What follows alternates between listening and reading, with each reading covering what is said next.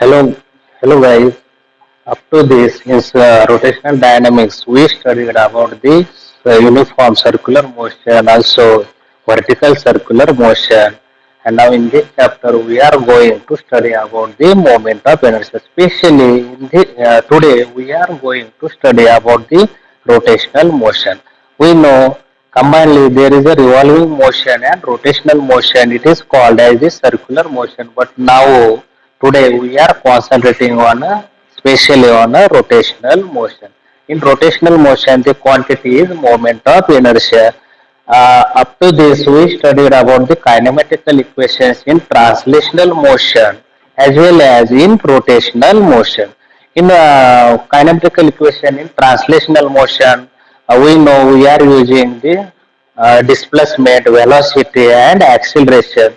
These displacement, velocity, and acceleration are replaced by the angular displacement, angular velocity, and angular acceleration because there is an analogy in translational motion and rotational motion. Therefore, in short, we can say that this angular displacement, angular velocity, and angular acceleration are analogous to the displacement, velocity, and acceleration in translational motion. Also, we know the quantity in rotational motion, quantity in rotational motion that is called as the torque.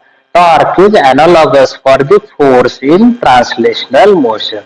Also, we are generally expressing in translational motion the linear momentum, that is the linear momentum. It is equal to P is equal to mv. It is the product of mass and velocity. Also, force is equal to mass into acceleration, and kinetic energy is equal to 1 half mv square. There is a common term, it is the mass. So there is a common term, it is the mass. Actually, these are the equations in a translational motion, or these are the formulas in a translational motion. All these formulae consist the common factor, that is the mass.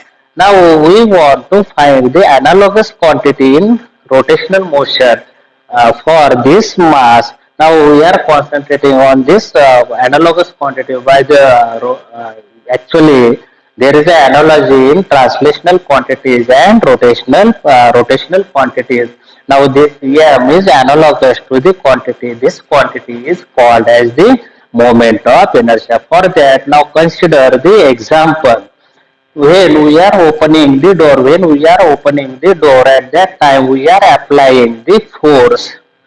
It means that we are displacing this door with some angular velocity or angular speed. At that time, it is observed that this rotation of the door, it is not only depend upon the mass, it also depends upon the force applied at the point. This point is at how much distance from the axis of rotation. It means that it depends upon the mass as well as the distribution of mass from the axis of rotation. Now this quantity, moment of inertia, is also same quantity as that of the mass in the translational motion. In short, we can say that this moment of inertia is analogous for the mass in translational motion. Now, how this moment of inertia is related, or what is the exact relation of this moment of inertia? Now, we want to obtain this exact relation. For that, we have to derive the expression for the rotational kinetic energy. It means that we are finding the rotational kinetic energy. It is the kinetic energy of the rotating rigid body or rigid rotating body. From this kinetic energy, we can obtain the exact relation of this moment of inertia. Now just remember that this moment of inertia is analogous for the mass in translational motion. It means that it gives the same properties as that of the mass. In other words, we can say that it plays this same role. it plays the role in a rotational motion. It is same as that of the mass plays role in a translational motion. Now we want to find the rotational kinetic energy. Now this figure shows that it consists the rigid body. Now this rigid body figure shows the rigid body. This rigid body rotates with the constant angular speed. It rotates with the constant angular speed in an anti-clockwise direction. Now we want to find the total rotational kinetic energy, or this is the total kinetic energy of the rotating body. Now this in order to find the rotational kinetic energy, for simplification, consider it consists the n number of particles. It consists the n number of particles. Their masses are m1, m2, dash dash dash, mn, m1, m2, dash dash dash, mn. These are the masses of these particles. These particles are situated at perpendicular distances r1, r1, r2, dash dash dash, rn from the axis of rotation. Now this figure shows the rigid body is rotating with the constant angular speed, and it is rotating about the axis. About the axis, this axis is perpendicular to the plane of paper. It is perpendicular to the plane of paper. Now suppose it consists the n number of particles. Let m1, m2, dash dash dash, mn be the masses of these particles. These are situated at perpendicular distances r1, r2, dash dash dash, rn from the axis of rotation. Now this rigid body is rotating with a constant linear speed. At that time, all these particles of this rigid body, all particles of rigid body perform the uniform circular motion with constant linear speed, or constant linear velocity, but their angular velocities are different, because this angular velocity depends upon the distance of the particle from the axis of rotation. We know this formula for the linear velocity, that is v is equal to r omega. It means that this linear velocity depends upon the distance of the particle from the axis of rotation. This v is directly proportional to r. As r increases, linear velocity increases. As r decreases, linear velocity decreases. Therefore, in short, we can say that now this body is rotating with a constant angular velocity. At that time, all these particles perform the uniform circular motion, but their linear velocities are different. All these are moving with a constant angular velocity, but linear velocities are different. Therefore, we can find the linear velocities of this particle. Now, linear velocity of first particle, it is v1 is equal to r1 omega. Omega is constant, but linear velocity is different. Therefore, v1 is equal to r1 omega. This m1 is the mass of first particle. It is situated at distance r1. Therefore, v1 is equal to r1 omega. Similarly, we can write the v2 is equal to. Now it is very simple. Now we know v1 is equal to r1 omega. Omega is constant. Therefore, we get this as the v2 is equal to r2 omega. Now also we can write this vn. Vn is the linear velocity of nth particle. Linear velocity of nth particle. Its mass is mn. It is at distance rn. By using this relation, we get this as the rn into omega. Vn is equal to rn into omega. These are the linear velocities of these particles. Now remember again, this body is moving with a constant angular speed. At that time, all these particles perform the uniform circular motion. their angular velocities are same or constant, but linear velocities are different.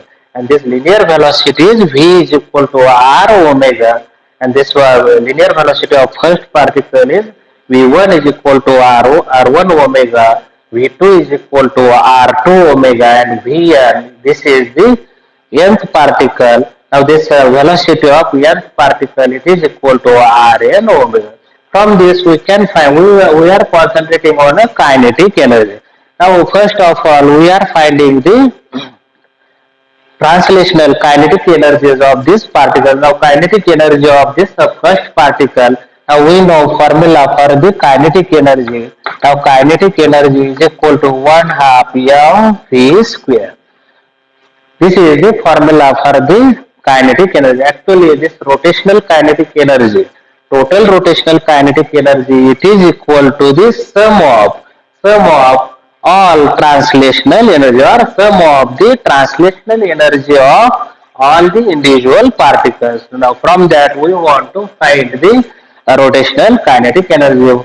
For that, you have to find, first of all, you have to find the kinetic energy of this of these all particles. Now first kinetic energy of first particle is, we can write this as the k E1, or we can write simply this as the E1 is equal to 1 half m1 v1 square, 1 half m1 v1 square. But we know v1 is equal to r1 omega. v1 is equal to r1 omega. By substituting in this equation 1 half m1 m1 r1 omega bracket square, which is equal to 1 half m1 r1 square into omega square. Now this is the kinetic energy of first particle of mass m1. It is situated at distance r1 from the axis of rotation. Similarly, we can find the kinetic energy of other particles. Now E2 is equal to, E2 is the kinetic energy of second particle. We get this as the E2 is equal to 1 half m2 v2 square, 1 half m2 v2 square, which is equal to 1 half m2 r2 square into omega square. Thus, we can find the energy for the nth particle, that is Vn is equal to, it is equal to 1 half mn Vn square, it is equal to 1 half mn Rn square into omega square. Now these are the translational kinetic energies of these particles, because velocity is always tangential. Velocity, linear velocity is always tangential to the circumference of circle. Therefore, these are the translational kinetic energy. Now to rotational energy, or total energy of this rotating body. Now rotational kinetic energy, rotational kinetic energy of this particle, it is equal to sum of all these translational kinetic energies. Sum of all these translational kinetic energies. It means that it is equal to sum of all these kinetic energies. Therefore, it is equal to, we can write this as the 1 half m1 r1 square into omega square plus 1 half m2 r2 square omega square plus 1 half mn into Rn square into omega square, Rn square into omega square. Now by taking the common this omega square, we get this as the 1 half into, we can write this as the m1 r1 square plus m2 r2 square plus mn Rn square into omega square into omega square. Now this is the now by rearranging these terms, we get this rotational kinetic energy. It is equal to 1 half m1 r1 square plus 1 half plus m2 r2 square plus mn r square into omega square. Now in this equation, now we can replace this this quantity as, we can write this as the summation of m I r I square. I runs from 1 to n. Actually, it represents this quantity as summation of mi ri square. I runs from 1 to n. We can write this middle term as like this. Therefore, it is equal to 1/2 summation of mi ri square. I runs from 1 to n into omega square, this is the rotational kinetic energy. And from this we are defining the moment of inertia. Now rotational kinetic energy means it is the kinetic energy of rotating body. It is equal to sum of translational kinetic energy of all the individual particles. From that we get this as the one half into summation of mi ri square. I runs from 1 to n into omega square. Now this quantity, it is the product of mass and the square of the distance from the axis of rotation. Now this quantity is replaced as the I. It is represented by the I. Now this I is equal to summation of mi ri square. I runs from 1 to n. It means that this term is replaced by I, then we get this rotational kinetic energy. It is equal to 1/2 I omega square. 1/2 I omega square. And this quantity actually it is compared with the translational kinetic energy. Now I is replaced by the mass, or mass is replaced by the I, and this omega is replaced by the linear velocity. Then we get this translational kinetic energy. It is equal to 1/2 mv square. Now this translational kinetic energy and rotational kinetic energy, there is an analogy between these quantities. Now this I is analogous to m, while this omega is analogous to the v. From this we get this moment of inertia. It is the replacement of the mass in translational motion. Now this moment of inertia is defined as the product of mass of the particles and the square of the perpendicular distance from the axis of rotation. It is called as the moment of inertia of a rotating body about the axis of rotation. It is defined as the moment of inertia. It is analogous to the mass in translational motion. Means there is a similar properties for this mass and this moment of inertia. Now this moment of inertia is analogous to the mass in translational motion, and this moment, from this also we can say that it depends upon the mass of the particles, or this it depends upon the masses of the particles. Also it depends upon the distribution of these masses. It depends upon the distribution of these masses from the axis of rotation. This moment of inertia, it is equal to summation of mi ri square. I runs from 1 to n. It depends upon the distribution of masses of particles. It depends upon the mass of the particles. Also it depends upon the distribution of mass. Now actually this r is the distance of the particle from the axis of rotation. If r is larger, then we can say that mass is distributed away from the axis. If r is smaller, mass is distributed close to the axis of rotation. It means that this r shows the distribution of mass. This r shows the distribution of mass.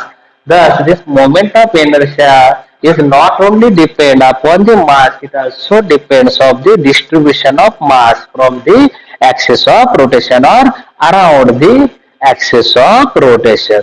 Now, when there are if body consists the finite particles, if body consists the finite particles, means we can easily measure these particles. In this case, we get this moment of inertia is equal to summation of mi ri square I runs from 1 to n. When there are a few particles in a body, then we can use, or when there are countable particles in a body, at that time we are using this moment of inertia is summation of mi ri square I runs from 1 to n. Now, in case of body, generally it is called as the homogeneous body. In case of homogeneous body, now it consists the large number of small elements or large number of particles. In this case, when there are a finite particles, then we are using this formula. But when it consists the infinite particles, this body is called as the homogeneous body. Now, for the homogeneous body, we can find the moment of inertia by integrating this equation. In this case, we get this as the moment of inertia. It is equal to integration of r square dm. Integration of r square dm. When body consists a large number of small elements. Suppose this is the uniform body or homogeneous body. Now this body is divided into the large number of small elements. Now these small elements are similar. Now it is considered as the small elements are similar, and if dm is the mass of this small element, if dm is mass of this small element, and it is at distance r, from the axis of rotation. Now this r is taken as the average radius, average distance of the small element from the axis of rotation, and in this case we are finding initially the moment of inertia of a single small element. By integrating this, it gives the total moment of inertia of this rotating body. Total moment of inertia of this rotating body.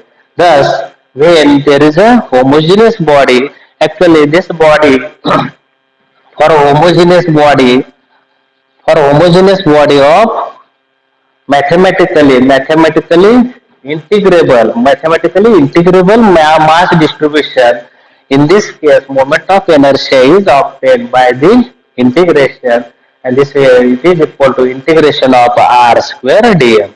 Now this is about the moment of inertia. Now this moment of inertia this moment of inertia changes with the axis. When we are changing the axis, now in this case, this is the axis of rotation. If we take the axis of rotation at this place, then its moment of inertia changes, because it depends upon the mass as well as distribution of mass about the axis of rotation. When there is a mass distribution about the axis of rotation is different, then its moment of inertia changes or it is different. Thus, we can say that as we change the axis of rotation, moment of inertia is also changes. Or in other words, we can say that moment of inertia of body is different for different axis of rotation. Thus, this is about the moment of inertia. Now, this moment of inertia is analogous quantity for the mass in the translational motion, and this moment of inertia is it is obtained. It is simplified by taking the rotational kinetic energy, and this rotational kinetic energy of this body it is equal to It is equal to sum of all translational kinetic energy, and from this we get the relation as rotational kinetic energy is equal to 1 half summation of mi square I rs from 1 to n into omega square. Now this term is represented by I, and by replacing this I with m, or I replaces m and omega replaces v, then in translational motion kinetic energy is 1 half mv square. Now, by comparing, by analogy, this mass is analogous to the rotational inertia or moment of inertia. This moment of inertia is also called as the rotational inertia. For finite particles, we can write this as the I is equal to summation of mi ri square I runs from 1 to n. And for homogeneous body of multiple integrable mass distribution, we get I is equal to integration of r square df. Now, if integrable mass distribution is not known, if integrable mass distribution is not known or unknown, then it is not possible to find the moment of inertia theoretically. Theoretically, we cannot find the moment of inertia if integrable mass distribution is unknown. But experimentally, we can find the moment of inertia, or we can determine the moment of inertia experimentally if we don't know about the integrable mass distribution, then also we can find the moment of inertia experimentally. But we cannot find the moment of inertia theoretically. For theoretical calculation, this integrable mass distribution is essential. If it is not known, then it is not possible to calculate the moment of inertia theoretically, but experimentally we can determine the moment of inertia. After this, we are going to find the moment of inertia of uniform ring, and after that we are finding the moment of inertia of uniform disk. Now, first is moment of inertia of uniform ring.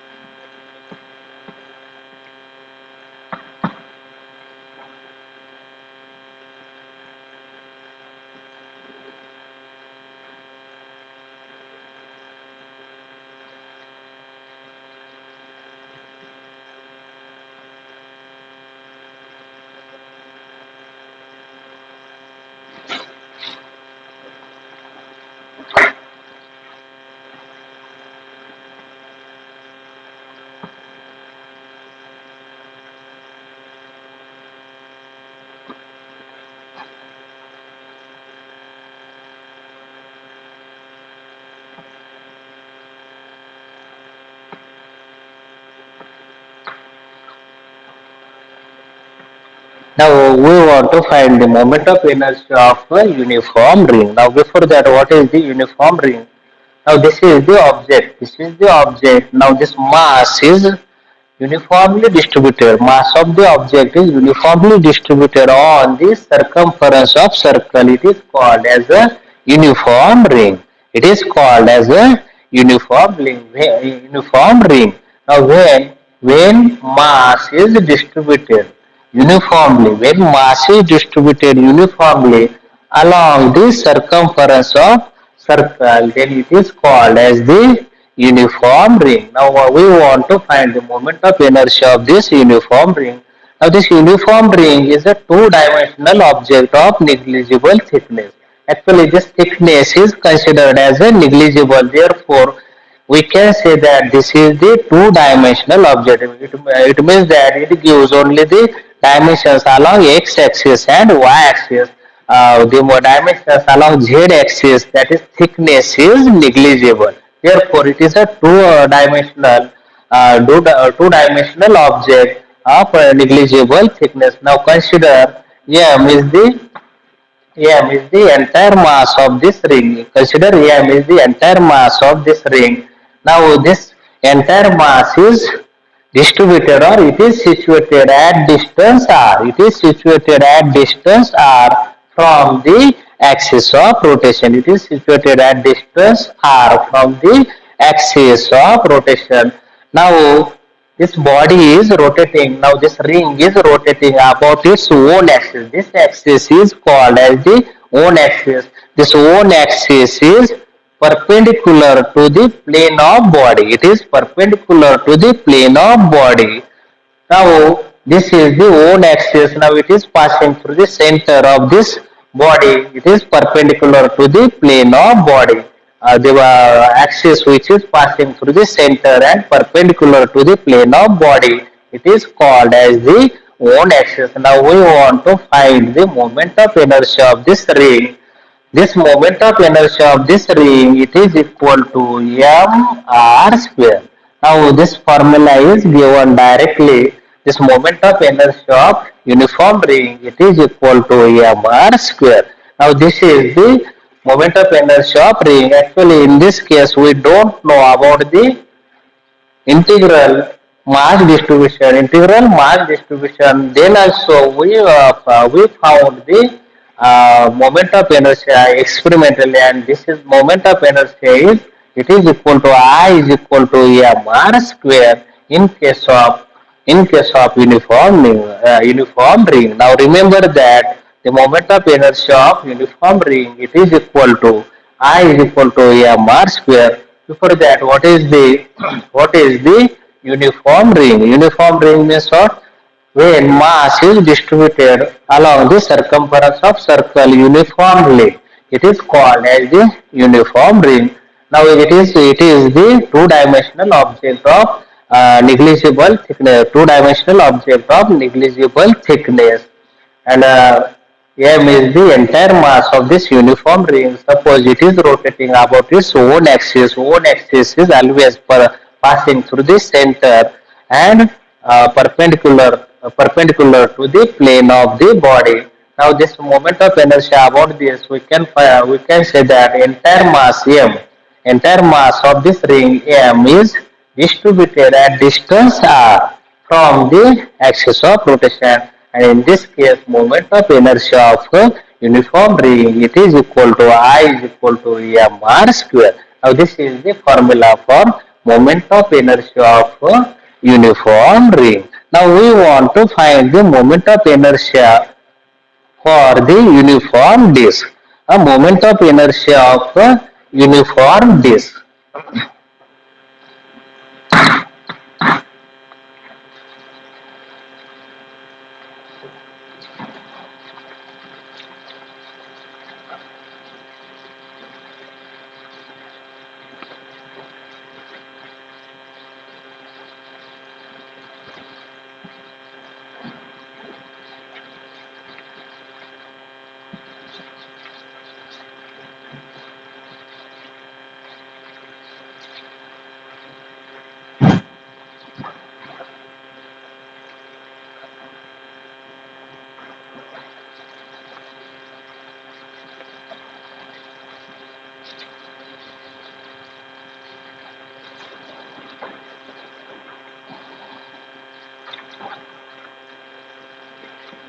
Now, moment of inertia of a uniform disk, it means that we are finding the formula for the moment of inertia of this uniform disk. For the diagram is as like this. Now, this is the ring disk. Actually, this is the disk.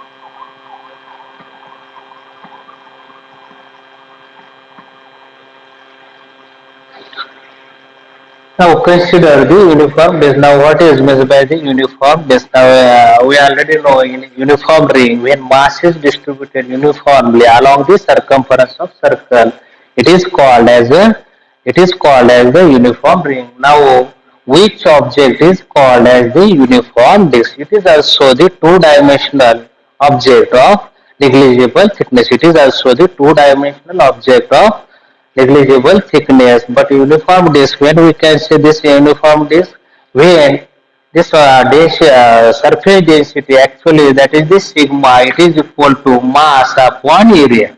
It is equal to mass upon area when this mass of area is same throughout the body. Throughout the body, it is called as the uniform disk. Or when mass per unit area is same throughout this object, then it is called as the actually this especially it is in circular shape, and when mass per unit area is same for this body, it is called as the uniform disk. Now this sigma, it is also called as the surface density. It is mass upon area. If m is the mass of the body, and area, we know area is generally area of this circular body is pi r square. Pi r square. Now this m upon pi r square, we can write this as the this as the uh, sigma, that is equal to the surface density. It is equal to mass upon pi r square. Now area of this disk, it is this disk is in circular shape. Now area of this circle, it is pi r square if small r is the radius, and if capital R is the radius, then this moment of this area of this body is m upon pi r square. M upon pi r square, we can write as like this. Or if mass is very small, then in this case we are writing this as the dm upon pi r square. Just to remember that this mass upon area, it is known as the surface density. Now consider we want to we want to find the formula for the moment of inertia of a uniform disk. Now in this case, we want to find the moment of inertia. Now generally we are obtaining the formula for this moment of inertia. Now consider for that, consider m is the mass of this entire disk, mass of this entire disk. Now r is the radius of this disk. R is radius of this disk, and in this case we get this sigma is equal to m upon pi r square. M upon pi r square. This is the sigma. Actually, this is the surface density. Mass per unit area is constant, or it is same throughout the object, then it is called as the uniform disk. Now from this, actually, in order to obtain, or for simplification, it is considered as it consists the n number of concentric circles. It consists the n number of concentric circles. Their radii increases from 0 to r. Their radii increases from 0 to r. Now consider one such a ring. Consider one such a ring. Its mass is dm. Its mass is dm. Now it is the its mass is dm, and its width is dr. Now width of this ring is dr, while its mass is dm. Now it is at distance r from the axis of rotation. Actually this dr is very small. Dr is very small. That's why average radius of this ring is considered as the r. Now dr is the thickness while it is at distance r. Now in this case we can find the Actually, this is the concentric ring, and we know moment of inertia of ring. Now, formula for the moment of inertia, it is represented by IR. It is equal to integration. We know standard formula I is equal to integration of mr square. But this ring, which is shown by the shaded portion, which is shown by the shaded portion in the diagram. It is at distance r, with radius of this concentric ring. It is equal to r. Therefore, we can write this as the r square dm. R square dm. Now, this is the moment of inertia of this ring. Moment of inertia of this ring. It is equal to integration of r square dm. Now, we want to find the value of dm. For that, we know sigma is equal to sigma is equal to mass. Now, mass of this concentric ring is dm. Dm upon area.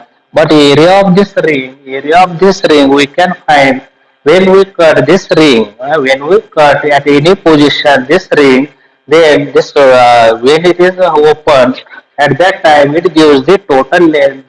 This total length, it is equivalent to the circumference of the circle. Now, in this case, this area, we get this area A is equal to, it is equal to length into breadth. Now, this thickness acts as the breadth. Therefore, this area is equal to 2 pi r into dr, area of this concentric ring. Or this is the ring considered in a uniform days.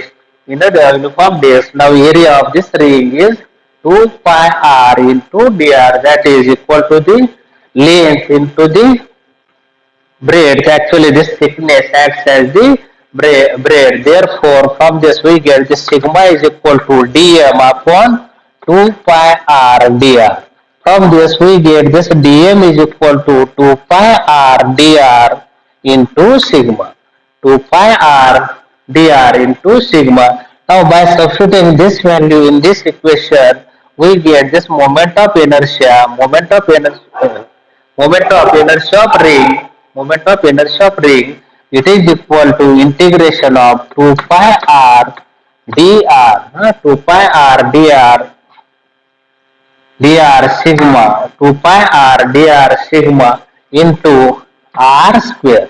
Actually, this is the moment of inertia of this ring. Now, from this we want to obtain the moment of inertia of this uniform disc. Now, it consists the large number of such type of ring.